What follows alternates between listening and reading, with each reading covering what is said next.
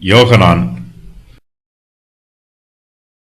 நத்தானியாவின் குமாரனாகிய இஸ்மவேல் செய்த பொல்லாப்பையெல்லாம் கரேயாவின் குமாரனாகிய யோகனானும் அவனோடு இருந்த எல்லா இராணுவச் சேர்வைக்காரரும் கேட்டபோது, அவர்கள் புருஷரையெல்லாம் கூட்டிக் கொண்டு நத்தானியாவின் குமாரனாகிய இஸ்மவேலோடே யுத்தம் பண்ண போய் அவனை கிபியோனில் இருக்கும் பெருங்குளத்து தண்ணீர் அண்டையிலே கண்டார்கள்.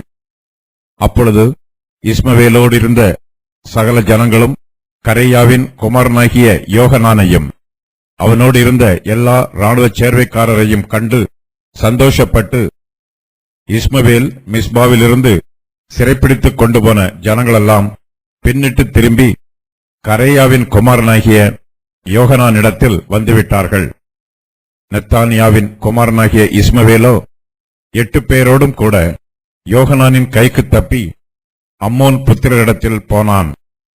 கரேயாவின் குமாரனாகிய யோகனானும் அவனோடு இருந்த எல்லா இராணுவச் சேர்வைக்காரரும் அகிகாமின் குமாரனாகிய கெதலியாவை வெட்டி போட்ட நத்தானியாவின் குமாரனாகிய இஸ்மவேல் கொண்டு போனதும் தாங்கள் கிபியோனிலே விடுதலையாக்கி திரும்ப பண்ணினதுமான மீதியான சகல ஜனமுமாகிய சேவகரான மனுஷரையும் ஸ்திரீகளையும் குழந்தைகளையும் அரமனை பிரதானிகளையும் சேர்த்துக்கொண்டு பாபிலோன் ராஜா தேசத்தின் மேல் அதிகாரியாக்கின அகிகாமின் குமாரனாகிய கெதலியாவை நெத்தானியாவின் குமாரனாகிய இஸ்மவேல் வெட்டி போட்டது நிமித்தம் கல்தேயருக்கு பயந்தபடியினால் தாங்கள் எகிப்துக்கு போக புறப்பட்டு பெத்லெகேம் ஊருக்கு அருகான கிம்காமின் பேட்டையில் தங்கியிருந்தார்கள்.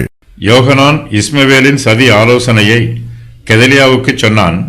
ஆனால் கெதலியாவோ யோகனானை நம்பவில்லை, இஸ்மவேலை நம்பினான். கெதலியா யோகனானின் ஆலோசனையை கேட்டு இஸ்மவேலுக்கு எச்சரிக்கையாய் இருந்திருந்தால் அது அவனுக்கும் யூதா தேசத்திற்கும் நன்மையாய் இருந்திருக்கும்.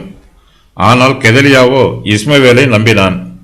இஸ்மவேல் கெதலியாவை கொன்று போட்டான். யோகனானும் அவனோடு இருந்த இராணுவ சேர்வைக்காரரும் கெதலியாவுக்கு மெய்க்காப்பாளர்களைப் போல இருக்கிறார்கள். இவர்கள் எப்போதும் கெதலியாவை சூழ்ந்திருக்க வேண்டும். ஆனால் இஸ்மவேலும் அவனுடைய 10 பிரபுக்களும் கெதலியாவோடு ஏகமாய் போஜனம் பண்ணிய போது யோகனானும் அவனுடைய இராணுவ சேர்வைக்காரரும் கெதலியாவோடு அரமனையில் இல்லை. அவர்கள் ஏதோ ஒரு இராஜாங்க வேலையாக வெளியில் போயிருந்திருக்க வேண்டும். யோகனானைப் போலவே இக்காலத்திலும் நமக்கு ஒரு சிலருடைய உதவிகள் தேவைப்படும். உதவி செய்கிறவர்கள் எப்போதும் நம்மோடு கூடவே இருந்தால் நன்றாயிருக்கும். ஆனால் நமக்கு உதவி தேவைப்படும் போது அவர்களில் ஒருவரும் நமக்கு அருகாமையில் இருக்க மாட்டார்கள். இப்படிப்பட்ட சூழ்நிலை கெதலியாவுக்கு உண்டாயிற்று. கெதலியாவை இஸ்மவேலின் பட்டயத்திற்கு தப்பிக்க கெதலியாவோடு கூட ஒருவரும் இல்லை. யோகனானும் அவனோடு இருந்த எல்லா இராணுவ சேர்வைக்காரரும் வெளியே ஏதோ ஒரு இடத்தில் இருக்கிறார்கள். அவர்கள் இஸ்மவேல் செய்த எல்லா பொல்லாப்புகளையும் கேள்விப்படுகிறார்கள். உடனே அவர்கள் புருஷரையெல்லாம் கூட்டிக் கொண்டு நெத்தானியாவின் குமாரனாகிய இஸ்மவேலோட யுத்தம் பண்ண போய் அவனை கிபியோனில் இருக்கும் பெருங்குளத்து தண்ணீர் அண்டையிலே காண்கிறார்கள். கிபியோனில் இருக்கும் பெருங்குளத்தை பற்றி 2 சாமுவேல் புஸ்தகத்தில் எழுதப்பட்டிருக்கிறது. அப்பொழுது செருயாவின் குமாரனாகிய யோவாபும் தாவீதின் சேவகரும் புறப்பட்டு போய் கிபியோனின் குளத்தண்டையில் ஒருவருக்கொருவர் எதிர்பட்டு குளத்திற்கு அந்த பக்கத்தில் அவர்களும் குளத்திற்கு இந்த பக்கத்தில் இவர்களும் இறங்கினார்கள். 2 சாமுவேல் 2:13. இஸ்மவேல் மிஸ்பாவில் உள்ள மீதியான சகல ஜனங்களையும் சிறைப்படுத்தி அம்மோன் புத்திரர் தேசத்திற்கு கொண்டு போகிறான். இஸ்மவேலிடம் சிறைப்பட்டிருக்கிறவர்களை விடுவிப்பதற்காக யோகனானும் அவனுடைய இராணுவ சேர்வைக்காரரும் இஸ்மவேலுக்கு விரோதமாய் வருகிறார்கள்.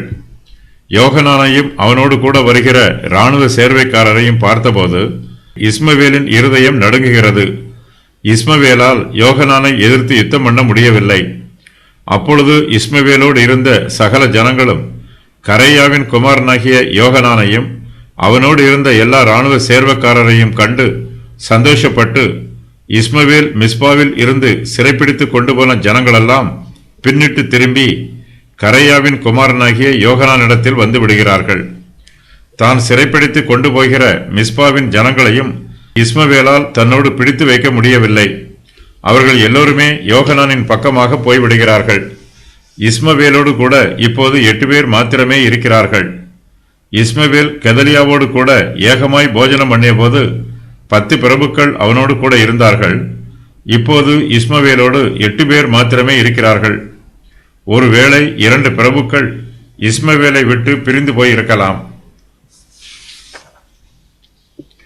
நெத்தானியாவின் குமாரனாகிய இஸ்மவேலோ 8 பேரோடும் கூட யோகனானின் கைக்கு தப்பி அம்மோன் புத்திரரிடத்தில் போகிறான். அதன் பின்பு இஸ்மவேலை பற்றி பரிசுத்த வேதாகமத்தில் வேறு ஒன்றும் எழுதப்படவில்லை. பாபிலோன் ராஜா கெதலியாவை யூதாவின் பட்டணங்களின் மேல் அதிகாரியாக வைத்திருந்தான். இஸ்மவேலோ கெதலியாவை வெட்டி கொன்று போட்டான். இந்த செய்தியை பாபிலோன் ராஜாவும் கேள்விப்படுவான். அவன் யூதாவின் மனுஷர் மீது கோபப்பட்டு எருசலேமுக்கு விரோதமாய் மறுபடியும் யுத்தம் பண்ண வருவான் என்று யோகனான் பயப்படுகிறான். நேபுகாத் நேச்சாருக்கு தப்பிக்க வேண்டும் என்றால் யூதா தேசத்தை விட்டு எகிப்து தேசத்திற்கு தப்பி ஓடிப்போய் விட வேண்டும் என்று யோகனான் தீர்மானம் பண்ணுகிறான். இஸ்மவேல் சிறைப்பிடித்து கொண்டு போன யூதர்களையும் யூதா தேசத்தில் இருக்கிற சகல ஜனங்களையும் சேவகரான மனுஷரையும் ஸ்திரீகளையும் குழந்தைகளையும் அரமனை பிரதானிகளையும் யோகனான் ஒன்று கூட்டி சேர்க்கிறான்.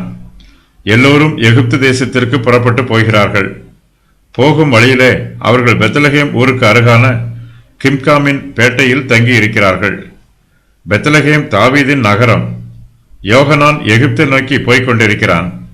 கிம்காமின் பேட்டை இப்போது யோகனானுக்கு தலைநகரமாய் இருக்கிறது.